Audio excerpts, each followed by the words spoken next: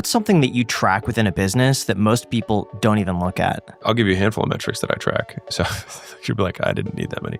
So if I had to solve for two things, it would be gross margin and revenue retention. So fundamentally, like, what do we make per sale in terms of is there a lot of margin that's there? If so, like that's more attractive to me. And then secondarily, how likely is it this person is going to continue to buy from us next year and the year after that?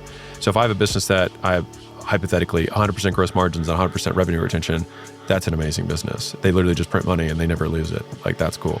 That's a very attractive business. So if I only knew those two things, the only other thing I'd want to know is what's my cost to acquire a customer versus my lifetime gross profit per customer. So how much money does it cost me to get somebody, and then how much do they pay me over time? And so basically that fundamental, the LTV to CAC ratio, or LTGP to CAC ratio, I know, fancy acronyms, but that ratio between those two numbers is the fundamental economic arbitrage that exists within businesses. And fundamentally, that's why private businesses will get the highest returns in terms of returns on capital.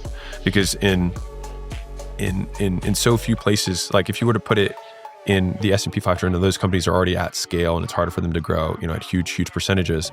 Let's say you put $1,000 in and you get 10%, so you're $1,100 at the end of the year. In a business, you could put $1,000 into paid ads and make $30,000 in gross profit in 24 hours. Like, that happens all the time. And so it's like, that's how somebody can go from $0 to a billionaire in 4 years, because the returns on capital are absurd.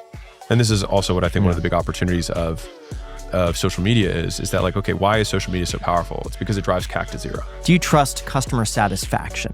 I take it as, I'll take surveys.